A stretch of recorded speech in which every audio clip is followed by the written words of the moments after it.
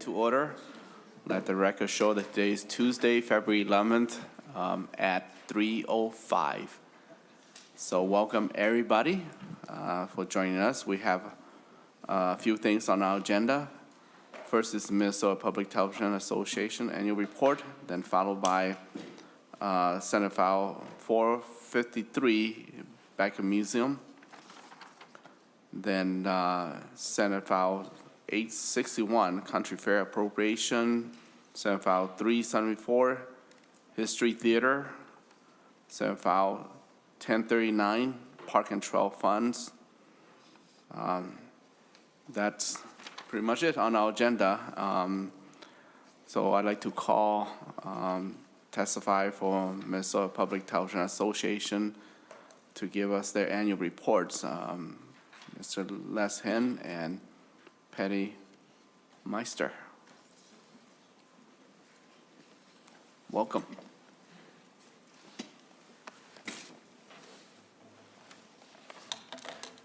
And anytime you're ready, state your name for the record first. Thank you, Chair Herr. My name is Les Heen, and I represent the Minnesota Public Television Association. I work for the Libby Law Office, and with me is Patty Mester, the president of the Minnesota Public Television Association. We appreciate the opportunity to testify before the committee today and present our annual report. Ever since the public television station started receiving legacy funds, we have produced an annual report that includes all 6 of the stations. And by way of background, we are actually a group of 6 independent nonprofit stations serving the whole state. In many states, there may be a state network or a quasi-state agency, but in Minnesota, we do it differently. We have 6 independent stations with local boards producing great content through the Legacy Fund. Every year since the fund started, we prepared an annual report, and I should mention that over the years, our audiences have changed and grown, in large part because of streaming. In the past year, that we have had website page views and video views of Legacy in upwards of 2 million. We have provided summaries for the committee, hard copy. We also have a full version of the report available in electronic form as well. And to tell you more about the stations and to also the work and our day on the Hill here, we have Patty Mester, as I said, who is president of the Minnesota Public Television Association. She's also president and general manager of PBS North in Duluth. Welcome. State your name for the record. Thank you, Chair Howe and members of the committee. Thanks for the opportunity to present to you today. My name is Patty Mester, and I'm the president of the MPTA, or Minnesota Public Television Association. And because this is Public Television Day on the Hill, we have leaders and volunteers from all 6 stations here in Minnesota. From the Pioneer PBS, we have Sherry Lamke. From Prairie Public in northwestern Minnesota is John Harris. From Lakeland Public Television, or PBS, in central Minnesota is Jeff Hanks. From KSMQ in southeastern Minnesota is Laura Archibald. And from TPT, or Twin Cities Public Television, is Chief Technology Officer Christian Siebenek. Our broadcast signal reaches approximately 90% of Minnesotans, and we work hard to tell the stories of Minnesota's arts, history, and cultural heritage. Our stations have prepared for you today, I say a short video, but now we know that a short video is really about 60 seconds. But we've prepared about a 4-minute video for you, which shows you how we use the legacy funds across Minnesota. So with the help of Niels. All right, the 4-minute video. Legacy funding is making a positive impact across the state through its support of the Minnesota Public Television Association. The 6 member stations of the MPTA bring Minnesota's diverse stories to life, showcasing the state's rich arts, culture, history, and heritage. In just the past 2 years, MPTA stations shared more than 2,000 hours of newly produced legacy-funded programming, reaching millions on air, online, and in classrooms. This funding not only brings authentic, local stories to life, it also creates jobs, supporting nearly 30 full-time and 120 freelance jobs in the last year. With legacy funding, MPTA stations bring to life the vibrant stories of Minnesota's history. Pioneer PBS reintroduced viewers to the Wilmer women who made national headlines, fighting for equal rights in the workplace. People gave up on us or failed us. We never gave up. Feature documentaries about local trailblazers provide viewers a deeper understanding of Minnesota. With Order Up from Lakeland PBS, nostalgia is on the menu, giving audiences a tasty trip back to the era of the drive-in. Connecting viewers with their communities is central to MPTA's mission. Stories from KSMQ spotlight the Austin area's history of support for those in need. PBS North shares the best of Duluth and surrounding areas on Almanac North, fostering a deeper understanding of local arts, culture, and history. Minnesota's great outdoors shine in MPTA content. Programs encourage viewers to get out and experience the best the state has to offer. Special funding this year allowed us to share the experiences of veterans and immigrants. Lakeland PBS and Pioneer PBS brought veteran stories to life through firsthand accounts of service. I lived this, I made it through it, and I'm happy that I want to show you that I'm happy to be alive and showing it. Through this work and others still in production, we are able to bring Minnesotans closer to the stories of people in their communities. In Relish from Twin Cities PBS, viewers learn about global cuisines through the stories and food shared by our neighbors right here in Minnesota. Guests report an uptick in business after appearing on Relish, and viewers say the show encourages them to experience their community in a whole new way. Legacy funding enables partnerships with educators, creating lesson plans that extend Minnesota's history and culture into classrooms nationwide through PBS Learning Media. Prairie Public helps educators access high-quality resources about Indigenous cultures, helping build connections between students and their communities. Teachers praise this type of content, saying it fills a gap in available resources. Programs like Stage, Prairie Musicians, and Backroads showcase Minnesota's musical talent. These engaging performances make local music accessible to audiences of all ages. Viewers get to know the people behind beautiful works of art in programs like Postcards, Prairie Mosaic, and Off 90. From music to the arts, viewers are not only entertained, they're motivated to attend local events and support local artists. Through online distribution, MPTA content reached over 3 million viewers worldwide in the last 2 years, resonating particularly with younger audiences through engaging series like Minnesota Historia and Mini Histories. These programs put a modern spin on historical narratives, ensuring Minnesota's past remains relevant today. From the state's past to its present, each story reminds us of the common threads that connect us. 6 stations, endless stories, our legacy. Thank you. Thank you. For the video. And any question from members? If I may, Chair, Yes. I would just like to Madam. say a few more things. Yes, go ahead. So as you can see, the MPTA from that video, you can see that MPTA reaches citizens of the state of Minnesota with quality programs that affirm the quality of life that we enjoy here. We maintain high standards for transparency and accountability. Through our website, mptalegacymedia.org, you can see the materials and videos we have provided today, plus more information about our work across the state. While most people think of us for our video content, I want to add that we also work to get legacy content into education as well. In the past year alone, we have added more than 100 lesson plans, which is in addition to more than 1,000 educational materials produced in the past. We do more than produce a lot of stories. We produce award-winning quality. In the past year, our legacy-funded work had 27 Emmy nominations, and we received 9 Emmy awards. And we don't do it for the awards. We do it because we want to produce quality content, but the awards tell us that we are resonating with the citizens of Minnesota. We plan to build on this body of work in the coming years, telling the great stories of Minnesotans. With that, I thank you for this time and the opportunity and would welcome any questions. Thank you, President Meister. Senator Green. Thank you, Mr. Chair. I was trying to go through your book here, and I have to say I usually get through it, but this year I've been really busy, so I only tried to look at it online. But I've been trying to get some totals, and I see some legacy totals here that I wonder if you have the total of the amount that you received from legacy funding in the last go-around, and maybe the total of all your state funding as opposed to your budget?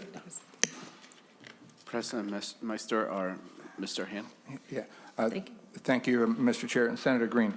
In the past biennium, the 2023 bill had $5 million in the first year and $4.5 million in the second year for legacy funding for MPTA. And then I believe the second part of the question, if I understand, was about the general fund grants we receive as well. Am I correct on that? All funds, yeah. Okay. In the general fund, in the 2023 state government bill, there was $1.55 million per year in matching or operating grants. There was $250,000 per year in equipment grants. And then finally, there was $500,000 per year in block grants. So that again is a summary of the legacy funding, what was in the legacy bill at the state, and the general fund from the state government bill. Any follow-up, Senator Green? Yes, but can you give me the totals of all the state funding then with legacy? Well, yeah, if you added up the 9.5 million and Mr. Chair and Senator Green, yeah, the biennial total was 9.5 million for legacy then. And then for the general fund, you would have to add the 3.1 million for the matching grants. And then you would add the 500,000 for the biennial total for the equipment grants and the $1 million for the block grants. So, Mr. Chair and Senator Green, I hesitate to do all the math in my head, but I see that my colleague Patty here has been doing the math on the paper. So, Thank you, Chair, and thank you, Senator Green. It's approximately 14 million. One of the points I would like to make about the matching grants is that it is required, it's incumbent upon the stations, each station, to raise matching funds for those funds. So the 1.5 million that we do receive each year, we must raise that equal money in our communities. Mr. Chair? Yes, Senator Green. Then I probably will have a lot more questions for you when you come back for legacy again, if you do. But the question then is on the 14 million, what percentage is that of your total budget? Mr. Han? Mr. Chair and Senator Green, the percentage of the budget, I should mention, would vary from station to station. So of the 6 independent stations, the percentage that comes from the numbers that we just discussed would be larger at the smallest rural stations, and it would be smallest at the biggest stations, if that makes sense, because the percentage will vary because each station receives an individual amount from within that. So, for example, of the block grants, which are divided by law equally among the 6 stations, if that's roughly $80,000 per station, if a station had a $2 million budget, then the block grants alone would be 4% of that station's. So those are examples, but we would need to total up the numbers and compare them for each individual station. If I hope that answers the question. Senator Green. Mr. Chair, then, but you must have totals, and so I understand that you have different stations, but you do have one executive board. You have an executive officer, CEO, and maybe that's you, but and so they get a certain salary per year. So there's a whole system there that's run off of the public television. So there must be a total of your your budget to run that over the year, and what percentage then, or if you just had the total of what you have across the state as far as your budget goes? And I can figure out the percentage. Mr. Chair, Senator Green, the MPTA you can think of as the Minnesota Public Television Association, you can think of as essentially a trade association of 6 independent stations. So the board members of the Public Television Association are the 6 general managers.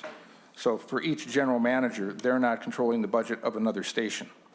So the board of the MPTA is not governing, let's say, what each individual station chooses to do. So it's not, that's not our structure. I'm hoping this is answering the question, but that's not the structure we have. For each station, you know, we could tell you what the total budget would be of that station, and then what the grants would be for each station. We could break that out for you, but that's not something I have in front of me. We could get that for you.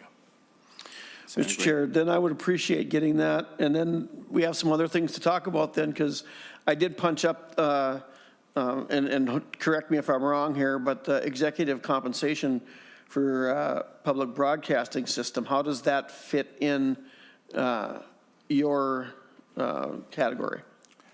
Mr. Hain. Mr. Chair, Senator Green, are you referring to to PBS? You're referring Yes. to the Public Broadcasting Service? Okay. All of our stations here are members of PBS. So in other words, we don't, as stations, we don't have stations control, and I can see, you know, perhaps, you know, Patty Mester may be better able to answer that. Yes. President Mester. Thank you, Chairman and Senator.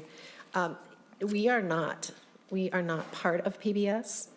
We are not affiliated in any way other than the fact that we pay membership dues to acquire programming.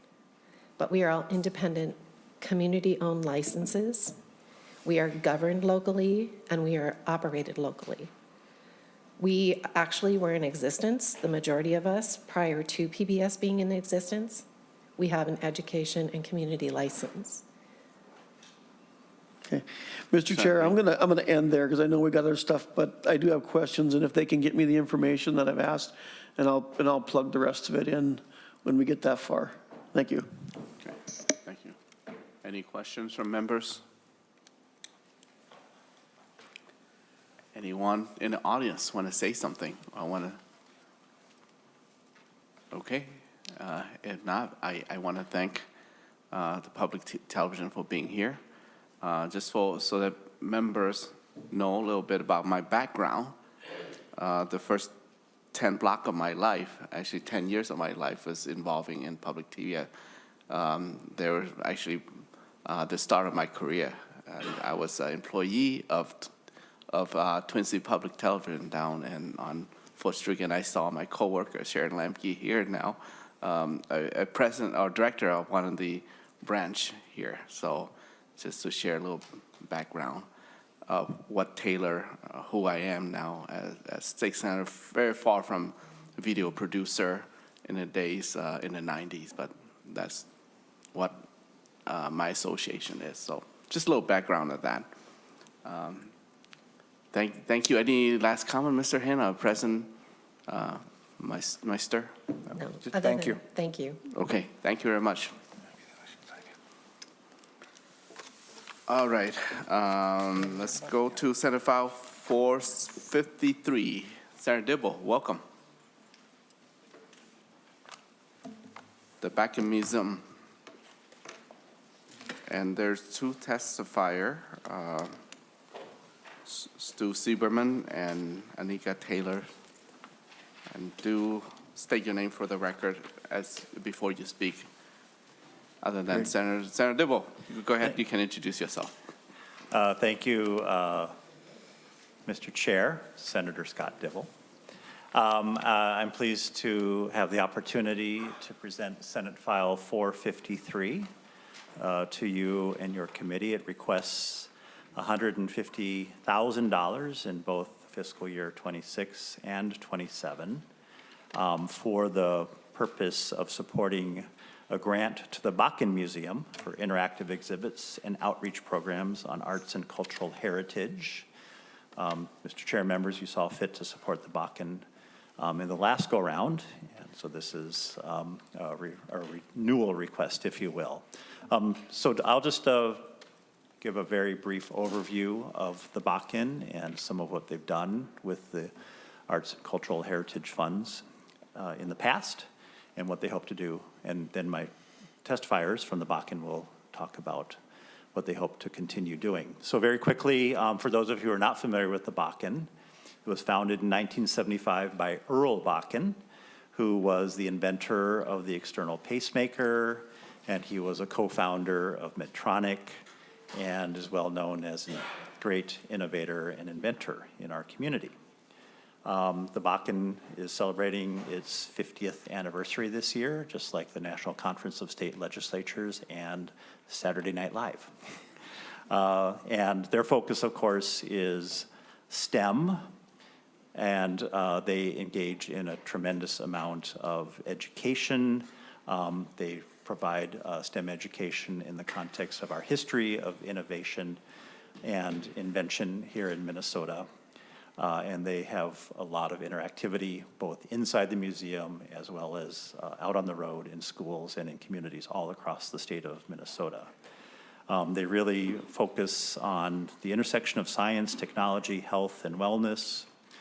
And they really seek to inspire young people by talking about the past and what innovators have done, like Earl Bakken and many others. They have a world-renowned collection of artifacts. That's probably what a lot of people are familiar with the Bakken for. In its early days, it was this mansion that you went to, and you saw lots of old, really cool, funky devices, and you got to walk around and play with them and the like. But since that time, it has really, really opened up and blossomed and expanded its mission and its programming and purposes. They reach about 40,000 people a year through their programs. And I believe that institutions like this are very, very critical to our STEM ecosystem. It provides an access point to young people in ways that are kind of fun and interesting and hands-on and very, very interactive. I think you might have this handout in your packet so you can see their key programs, their on-site education. They have a really, really fun, and if you haven't been to the Bakken, please come. It's really, really amazing. They've done a great capital expansion recently, so it's really beautiful and really, really different from what it used to be a few years ago. So they have a maker space. They offer single-day workshops, multi-week clubs, and on-site education programs that focus on grades 2 through 9. And then I mentioned off-site. They travel throughout the entire state and visit schools and classrooms from kindergarten up through the 12th grade. They use humor, demonstrations, and create those connections, like I said before, between science, technology, and the humanities. And then, of course, they have the exhibits and collections, 3 acres of gardens, 15,000 artifacts to provide that historical context, like I said before. They last year launched the Week of Wonder, which is a residency program for educators from the museum to come visit an elementary school for a period of time. And they've been in places, they've reached 4,000 students through this program in Worthington, Red Lake, St. Michael, Net Lake, Minneapolis, and St. Paul. They have helped teachers address specific math benchmark learning standards, computational literacy programs. They provide, I don't even know what these are, but it sounded cool, B-bots that they leave behind at those schools that they visit. So with that, Mr. Chair and members, I will introduce our testifiers. Annika Taylor, who's Vice President of Programs, and Stu Silberman, who's the Vice President of Advancement. Who would like to start? Thank you. Mr. Welcome. Silberman. Thank you, Senator Dibble. I'm Stu Silberman. Chair Herr, Vice Chair McEwen, Ranking Minority Member Eichhorn, and committee members, it's a privilege to be here with you this afternoon and share how the great work of the Bakken Museum benefits all Minnesotans. As you heard, the Bakken Museum is focusing on STEM. We spark and inspire curiosity, wonder, confidence, belonging, and capacity to solve the world's most complicated problems. We work to equip the next generation of Minnesotans with core literacy skills in STEM as a pathway to a more vibrant and innovative future. The Bakken Museum has a record of accomplishing and delivering high-impact and interactive exhibits and programming in our museum, as well as reaching young students in their own communities across the state with STEM education residencies like you heard about our Week of Wonder. And we conduct this programming in over 150 public schools, libraries, and community centers.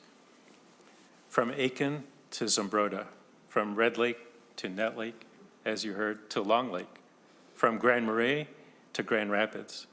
We have collaborated with partners in 9 of the districts that you represent in just the past few years and served youth in 66 of Minnesota's counties.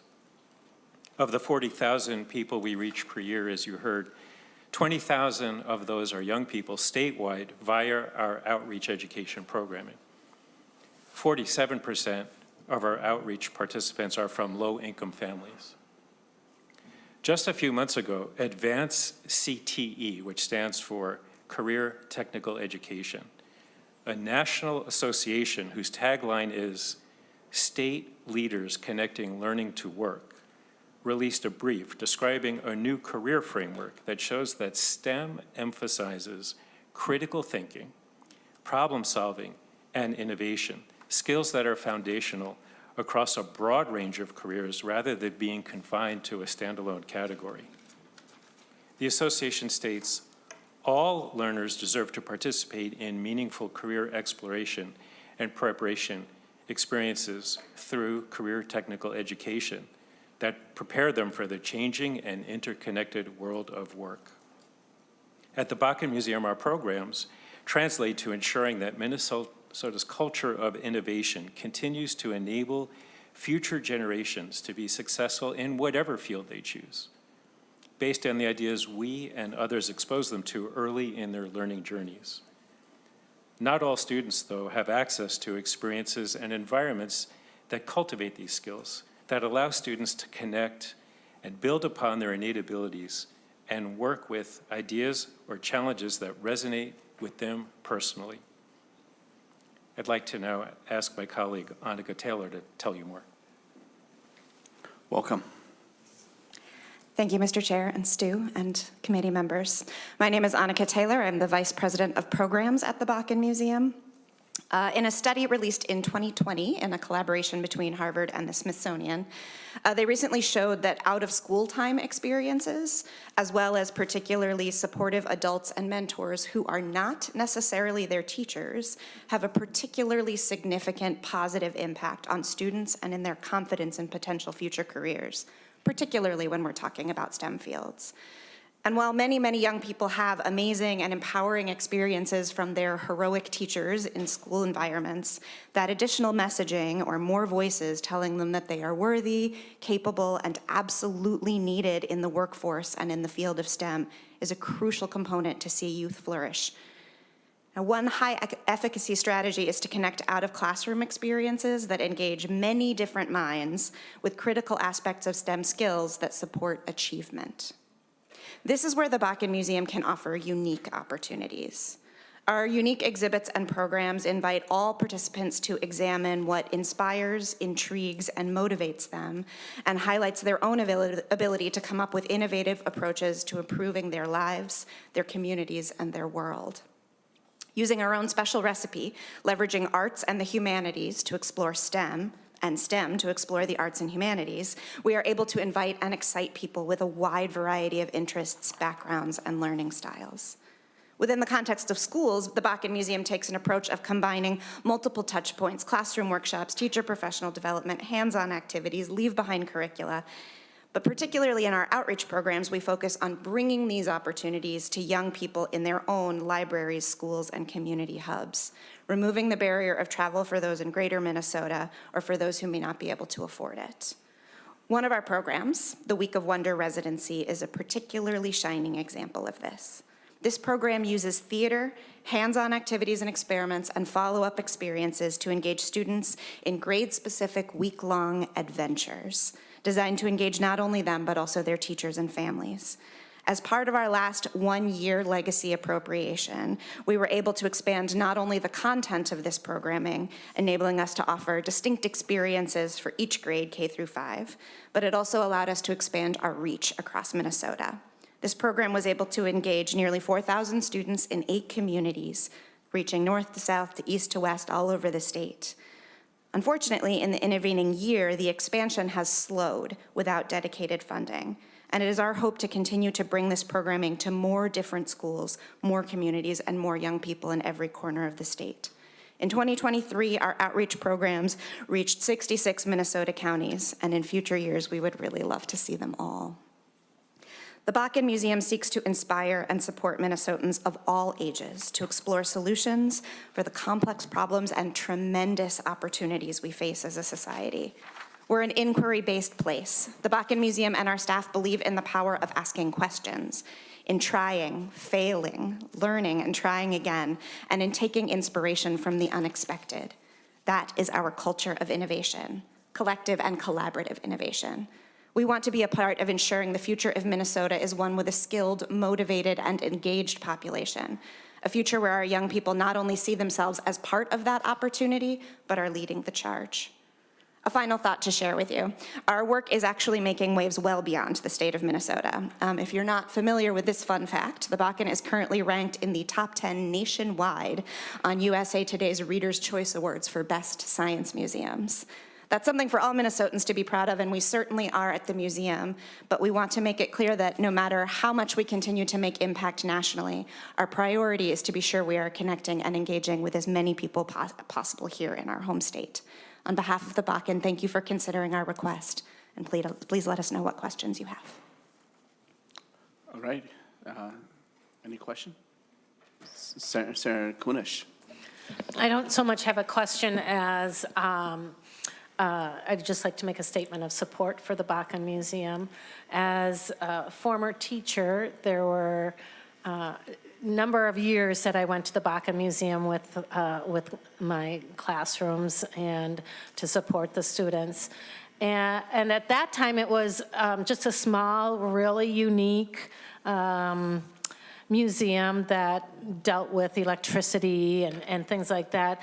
And so as you're describing all of the services and all of the opportunities that you provide students, it's really incredible how it has grown outside of its own little space to provide these kind of services to greater Minnesota and in other ways, with lesson plans, with hands-on activities, with being able to interact from that distance. And so, as we look to the future and continue to work on the area of STEM, I think that this is indeed a very valuable resource, and I would definitely like to support any kind of funding that we can put this way, and congratulations on doing such a great job. Thank you. Any comments or questions from members? Okay. Any testifier in the audience? Senator Dibble, last remark. Before you do last remark, I just want to know before I forget that we did have quorum about 15 minutes ago already. But so, Senator Dibble. No, just thank you for the generosity of the time committed from this committee, Mr. Chair, and just to echo Senator Kunish said, as well as our testifiers, the Bakken was, people might remember the Bakken Museum of Electricity. That's what it used to be called, and you could go there and see all these quirky artifacts and play with them, with electricity moving up and doing all kinds of things. It's well beyond and very, very different from what it used to be. And it's very, very expansive now, very beautiful. I have no doubt if any of you want a tour, these folks would welcome you with open arms, bring you around. I bet you could even drag your kids along, and they would have a ball. It's really, really a fun, really vibrant, vital place. And it's, the makers, what is it called? The makers? Makerspace. Makerspace is super cool if your kids like to put things together and make them light up and do all kinds of crazy cool things. They can come and do that and just have the time of their lives. So thank you, Mr. Chair.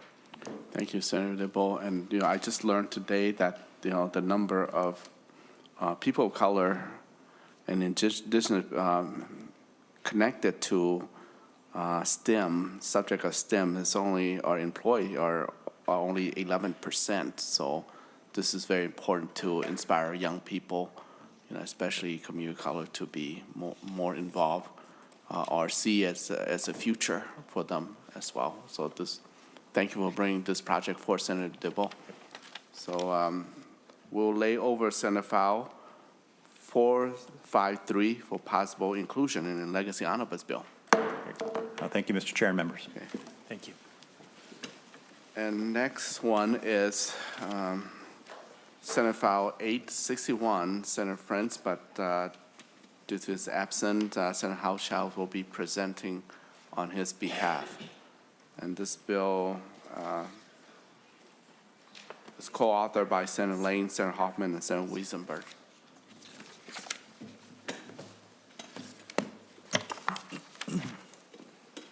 Thank you, Mr. Chair. Welcome. And members. Today I have for your consideration Senate File 861, a bill requesting legacy funds for Minnesota County Fairs. This bill appropriates $500,000 per year to county ag societies for promotion of art, history, and cultural heritage at each of Minnesota's county fairs. This funding reaches literally every county in the state, as each county has a county ag society and at least one county fair. In my home county, and Senator McEwen's home county of St. Louis County, there are actually 3 state fairs, as it is the largest county in the state. With that, Mr. Chair and committee members, I do have 2 testifiers with me today. Welcome, and please state your name for the record. Thank you, Mr. Chair and members of the committee. For the record, my name is Andrew Dewar, and I'm here today representing the Minnesota Federation of County Fairs. Thank you, Mr. Chair, for both your past support of this funding and for giving us the time to present today. As Senator Hauschild mentioned, Minnesota's county fairs are operated by quasi-state or quasi-government entities, I should say, county ag societies. And county ag societies are given their formation and powers in Chapter 38 of Minnesota State Statute, and with those powers are tasked to holding an annual county fair, which is, of course, is the feeder system up to our the competitions that you see at the Minnesota State Fair. Minnesota Ag Societies have received funds through the Legacy Fund for most of its existence, and as Senator Hauschild said, it's great that it reaches every county in the state.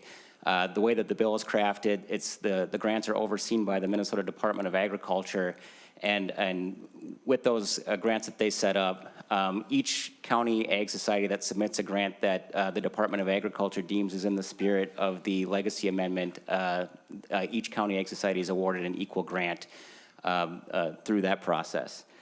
Our next testifier, our president, who I believe is testifying virtually, will offer some specific examples of what county ag societies use with these dollars, but just from a high level, think about it, as a piece of pie. One giant piece of pie tends to be musical artists. Probably roughly half, or probably a little bit more than half, of county ag societies use these grants for musical artists, and the Department of Agriculture requires that all of these artists are Minnesota residents, which we 100% agree with. These are Minnesota tax dollars; they should be going to Minnesota artists. And then, but on top of musical performances.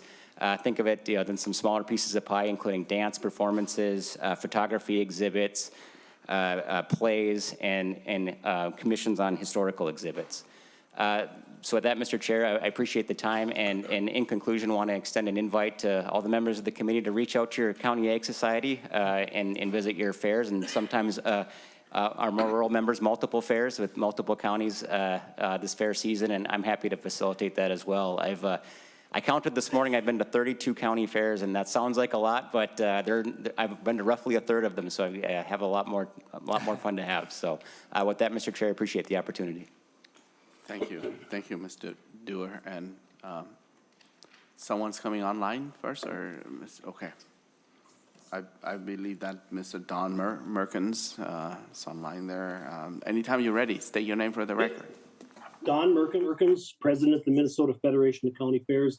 Thank you, Mr. Chairman. Yeah, county fairs, they're basically the backbone of rural America. Like AJ said, every county fair, every county in Minnesota has a county fair, and it's usually the biggest week of the year.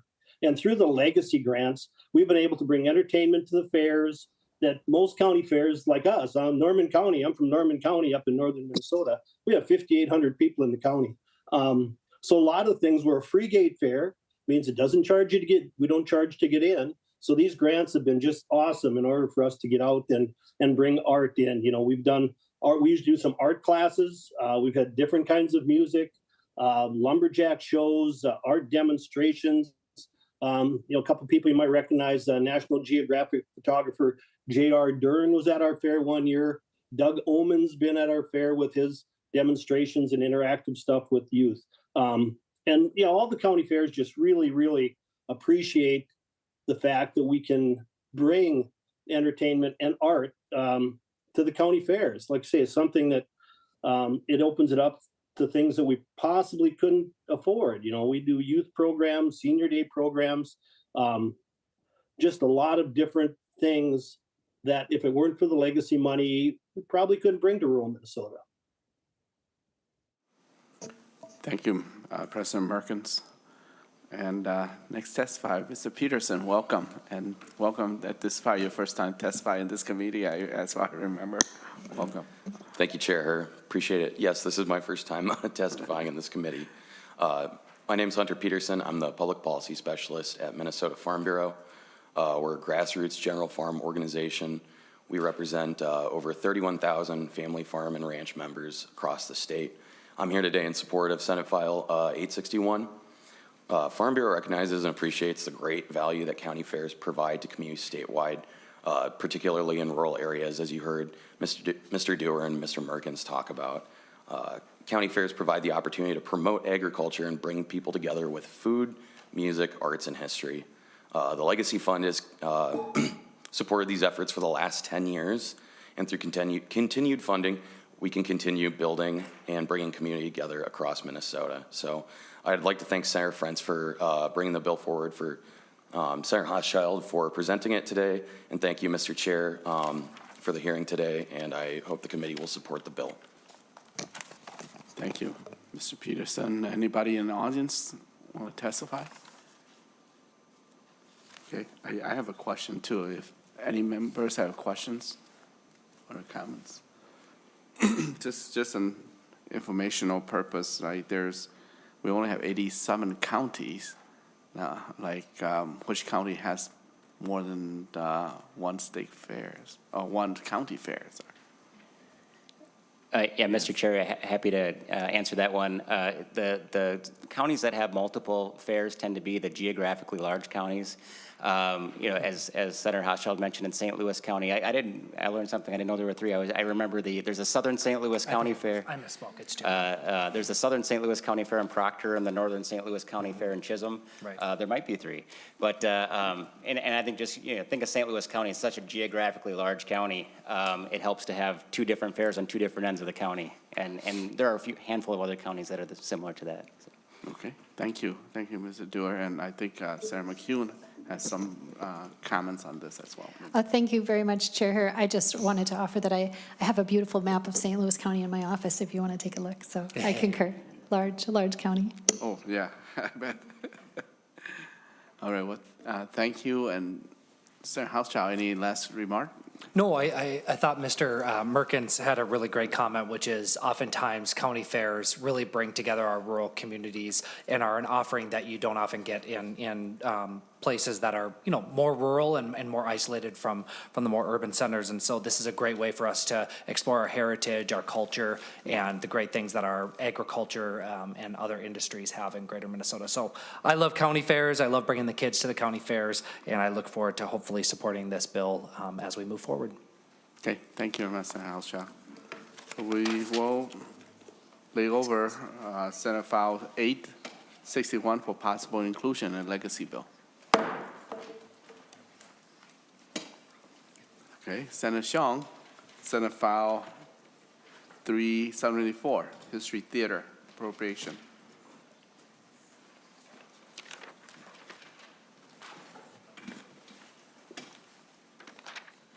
Welcome to the Environment Committee, Senator Xiong. Thank you, Chair Her, committee members. I have before you Senate File 374. It is a celebration of the Hmong 50 years anniversary since the end of the secret war in Laos, a theater of war and part of the larger Vietnam War. The bill celebrates that history with funding of a screenplay that premiered at the History Theater in the spring of 1999. I remember I was 8 years old when our school took a field trip to go see the play. And the play started off with elderly Hmong man taking his U.S. citizenship test.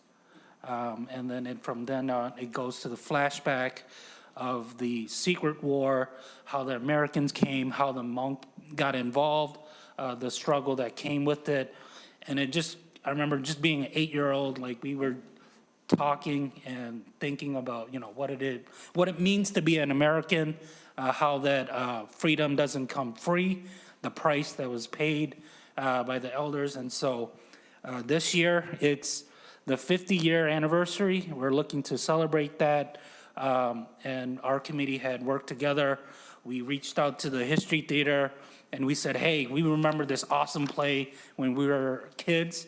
Can we revive that? Can we bring it back to life and to be part of the celebration? And so with this is what this bill attempts to do in partnership with the Minnesota Humanities Center. And I hope that the committee will look favorably on this bill. And with me, I have folks from the History Theater that can add a little bit more detail to the play itself. Thank you, and welcome. Welcome to the committee. Please state your name for the record. Certainly. My name is Richard Thompson. I'm the current artistic director at the History Theater. It's a pleasure to be here. It was really an honor to be asked to be a part of this celebration. For a History Theater, that's truly what we do. We are about history. The History Theater's been around for 40 plus years now. It's the only theater company in America where the mission is to present work that deals with history. Primarily Minnesota, but also to looking at the effect of history from Minnesota upon the nation. So again, it's an honor to have been asked to do this. It's great that the History Theater did this production years ago, because as we see it, this is truly about our American story. We know about a group of people who assisted America, arguably regarding its safety and security years ago. Those folks now have come and are now true American citizens, contributing to what our world is today. And particularly, we know that there's a large population that exists here in Minnesota and just across the border in Wisconsin, and they are Minnesotans just like me. I was born and raised here in Minnesota. So again, it's a great honor. I hope that the committee and all will fund this effort that is part of celebrating this Hmong community. And I guess that's all I'd have to say at this time. Thank you. Thank you for this opportunity to speak to you. Thank you, Mr. Thomas. And the other testifier, do state your name for the record. My name is Karen Mueller, and I'm the Managing Director at History Theater. Thank you for having us. We appreciate it. Thank you, Senator Xiong, for inviting us to participate in the 50th Festival in this unique way. I think you've got some material about the show itself among the CIA Secret Army. I think Senator Xiong's testimony is really the most impactful that we can hear about. If only all of our audience members were as touched by the work we do, bringing history together with professional theater, as Richard said, we will have fulfilled our mission. We have a unique place in the theater landscape here in Minnesota, actually in the nation, in that we commission new work based in history. So that work is developed. We hire some of the finest talent that you can find in Minnesota and occasionally outside to bring that work from page to stage. So this particular show has a lot of meaning for a lot of people, and we would be proud to do our best to bring it to Minnesota again for the 50th anniversary. Happy to answer any other questions about the theater or Richard about the production. Thank you. Any testifier from the audience? Any question from members? Okay, well, Senator Xiong, thank you for bringing this forward, and also, include me as your co-author, and your story about being 8 year old when you see this play, taught you a lot and shaped who you are and remind you of our past, our shared past. And I'm sure that this bill, this play, when it's performed again, it'll continue to remind young people of Hmong descent as well, and as well as the larger public to know our contribution to the United States.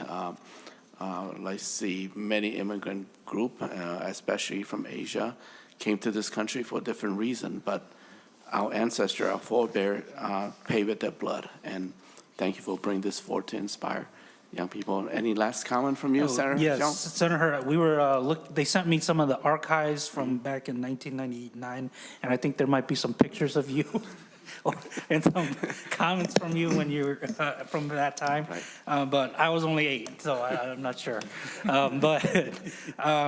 Again, just hope for your support. Looking forward to seeing this move forward. Thank you.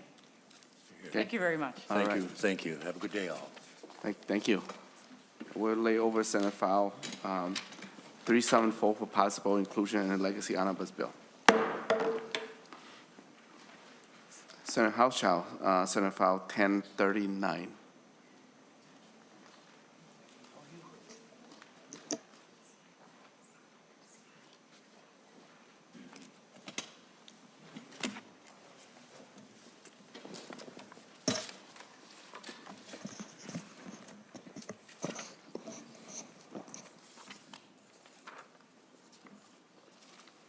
Welcome, Senator Hauschild, to your own committee. So, I'm back, Mr. Chair. Yep. Anytime you're ready on Park and Trails Fund. Excellent. Thank you, Mr. Chair and members. Today I have for your consideration Senate File 1039, a bill regarding the Greater Minnesota Regional Parks and Trails Commission. This bill does several things.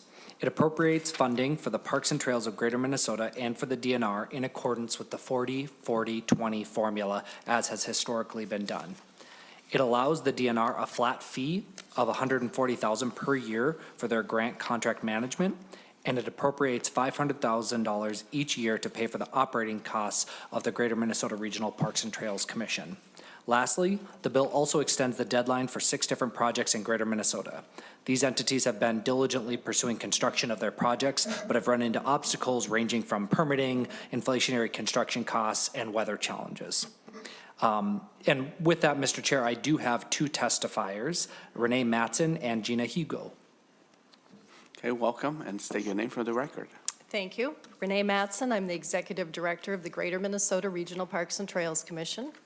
And I do have printed copies of the report. I know you got the PDF version, but if a page would like to come and distribute these, I do have copies of the reports, which are very colorful and they feel really nice. Okay. Perhaps we can call the intern here to help us.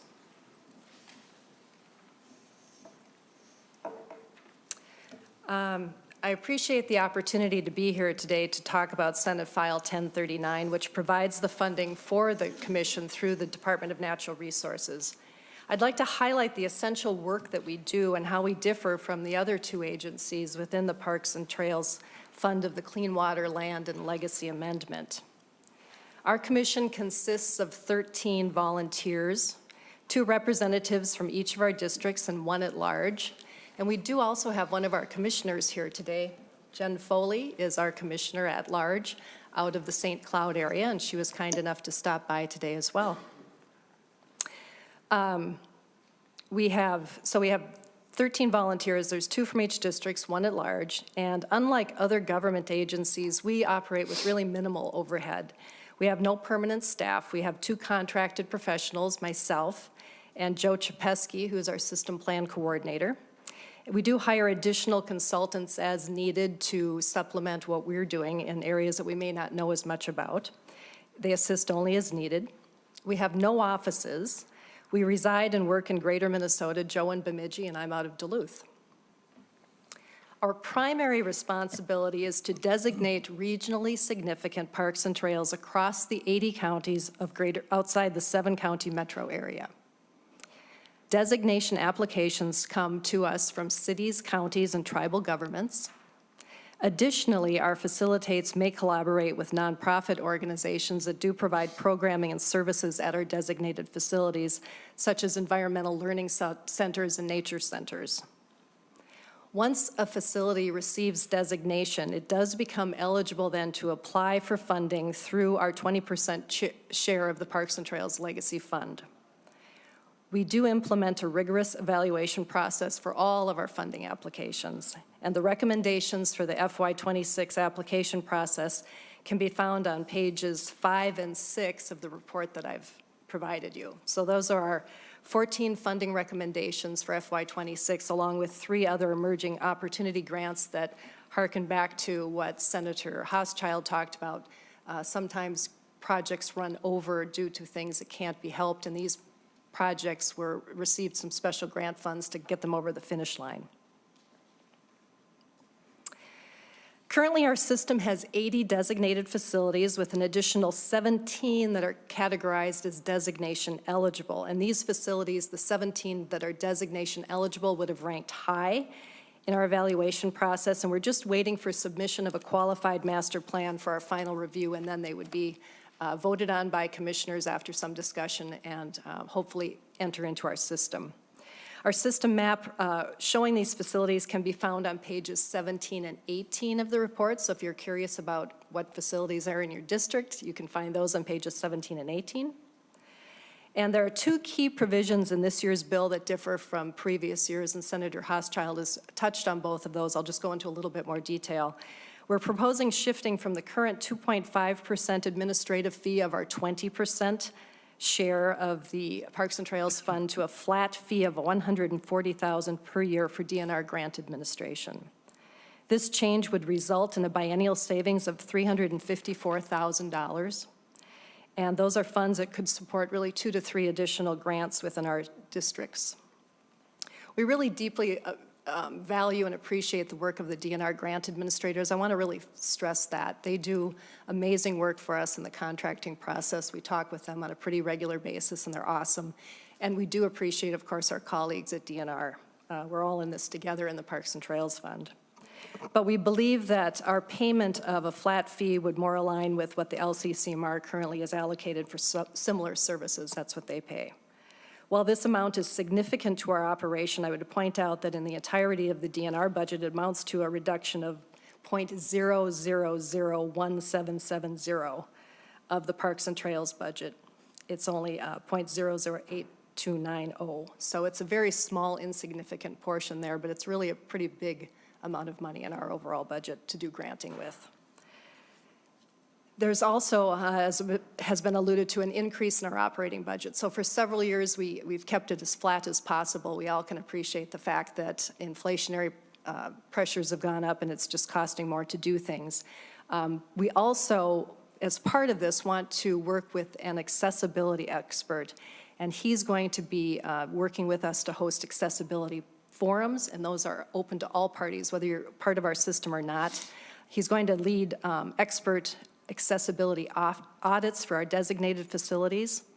While we encourage our applicants to exceed ADA standards, we know that they must first ensure that they have the knowledge and resources to do so. So simply saying we want you to exceed the standards is one thing. Helping everyone understand what those standards are and how we can go beyond them is quite another bit.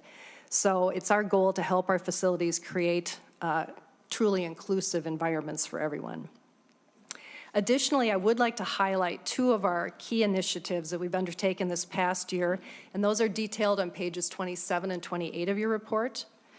The IMBA Trail Labs will be coming to Minnesota. We successfully secured that Minnesota as the host location for the International Bicycling Association, or IMBA, Trail Labs, and they've previously been held in Bentonville, Arkansas. We learned that they may not be going back there, so we pursued them, and we were able to land their trail labs for the next 3 years. They'll be held starting this spring in Winona, Minnesota, and Duluth. And so in addition to attending these really vital trail labs where you can learn how hands-on work to build trails, it's going to make it a lot less expensive for Minnesotans interested in doing good trail building to get to these seminars. And as well, it's an economic boost for those communities who are going to be hosting them. So we have those 2 seminars per year for the next 3 years. And then, as I also mentioned, we're hiring an accessibility expert that we see as a critical part of our broader commitment to inclusion. We have developed a value statement for inclusion, and we've outlined our 6 core elements we're committed to advancing. Our goal is to ensure all facilities are designed with accessibility in mind, and more information on those inclusive standards can be found on page 12 of your report. So that's all I have for you right now, and Gina Hugo will be speaking next, and we'll be happy to take questions from you at the end. Thank you. Welcome, Ms. Hugo. State your name for the record, please. Thank you, Mr. Chair and committee members. My name is Gina Hugo. I'm the Parks Director for Sherburne County and the current chair of Greater Minnesota Parks and Trails. Here today representing Greater Minnesota Parks and Trails, a 501c4 organization made up of over 125 cities, counties, nonprofits, chambers, businesses, and individuals who are all dedicated to fostering quality outdoor recreation for the 80 counties outside the metropolitan area. The Parks and Trails Legacy Fund, along with the Greater Minnesota Regional Parks and Trails Commission, have played such an essential role in expanding quality outdoor recreation opportunities in Greater Minnesota. They've created a thriving system of regional parks and trails. These are the parks and trails that are the bridge between state parks and trails and local parks and trails. The distinction is that the regional facilities provide unique, larger scale recreation opportunities that are right in Minnesotans' backyards. Before the Legacy Amendment, there was not a dedicated stream of funding for these recreational assets in Greater Minnesota. Once the amendment was adopted and the work of the commission began, they have developed a robust network of 80 regional facilities in Greater Minnesota,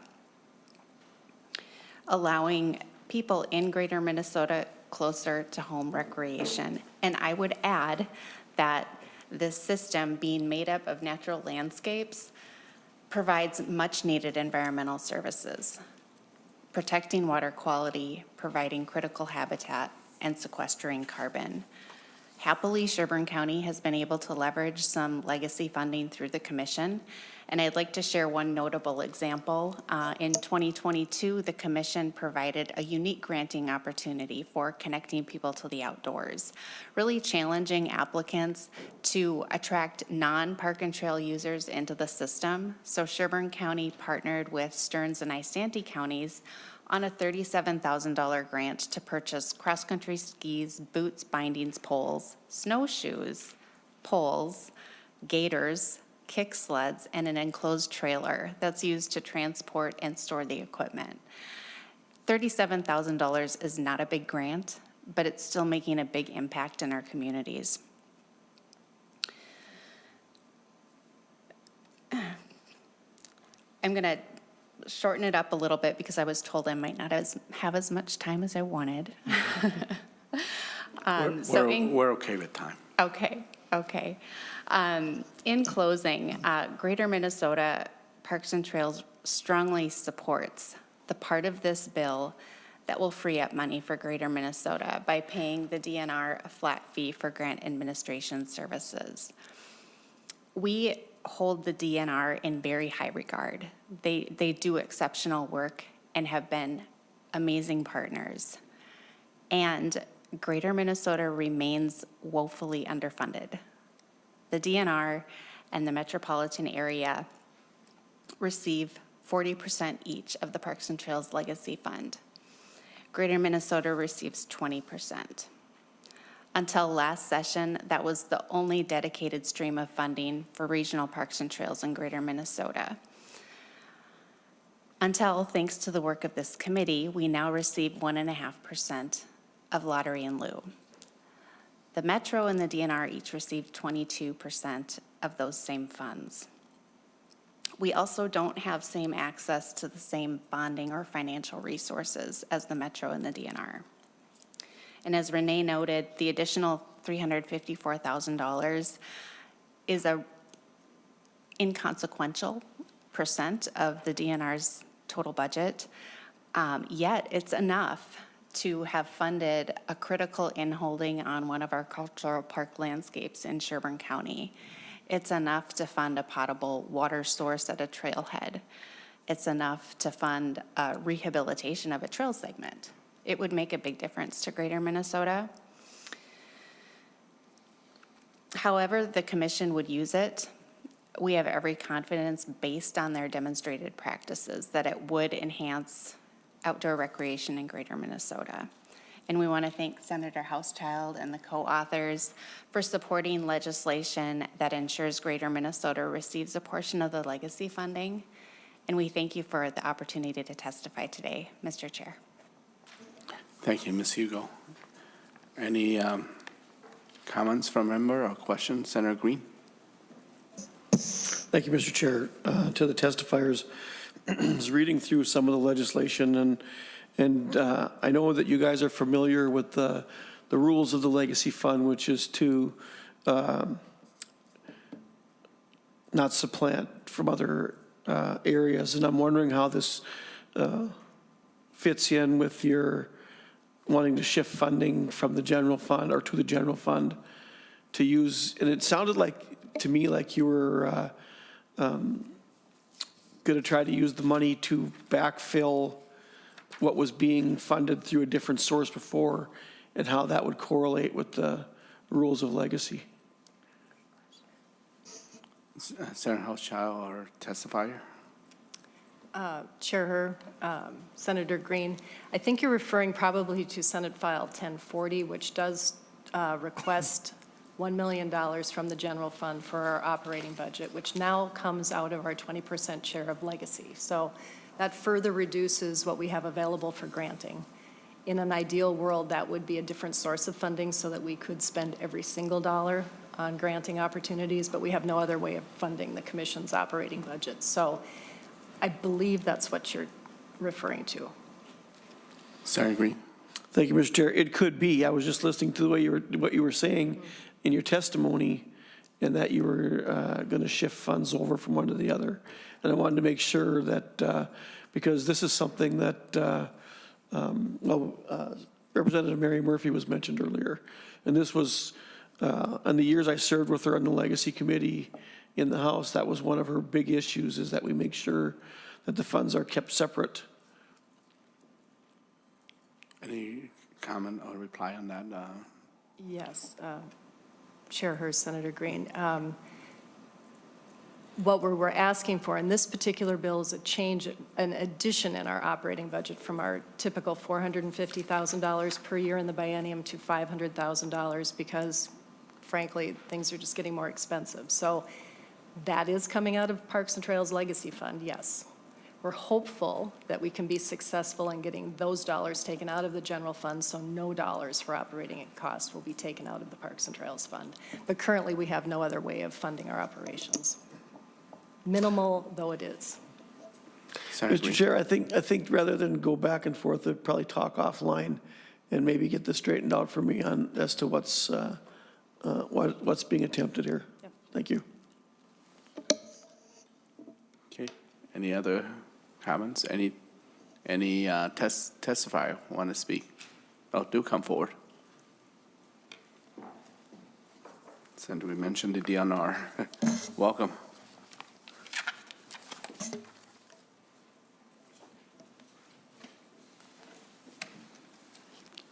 Welcome. Just state your name for the record. Thank you, Mr. Chair. My name is John Waters. I'm the Government Relations Unit Supervisor for the Minnesota Department of Natural Resources. I just came to testify that the DNR works closely in partnership with Greater Minnesota Regional Parks and Trails Commission and the Met Council on all Parks and Trails Legacy Fund issues. We have observed that there are differences between this bill and the governor's recommendation for the Parks and Trails Legacy Fund. We're committed to working collaboratively with the Greater Minnesota Regional Parks and Trails Commission and the Met Council and Senator Hauschild to better understand and reconcile these differences. One area that we've already been discussing involves grant management costs and services. And there's been fruitful discussions that are ongoing, and we look forward to working with everyone involved to better update the legislature and the Parks and Trails legacy appropriation and policy discussions as they progress through session. Thank you for your time. Thank you, Mr. Water. Any comments and remark? Okay. Maybe it's something we don't want to debate on it at the moment, but thank you, Senator Hauschild, for bringing this forward. Any last comment? Thank you, Mr. Chair. I just want to sort of highlight, and it was made by the testifiers, but Greater Minnesota does not receive the same amount of funding as the Metro and the state parks and trails. And this is something that I've really been harping on since I was elected. It's not fair that Greater Minnesota, where many of our biggest environmental treasures are and where many folks come from other parts of the state or other parts of the country to enjoy, don't get the same funding opportunities. So I think these very, very minor changes that we are asking for are very reasonable in the context that we unfortunately do not get the same funding. Thank you, Mr. Chair. Thank you, Senator Hauschild, and we'll lay over Senate File 1039 for possible inclusion in the Legacy Omnibus Bill.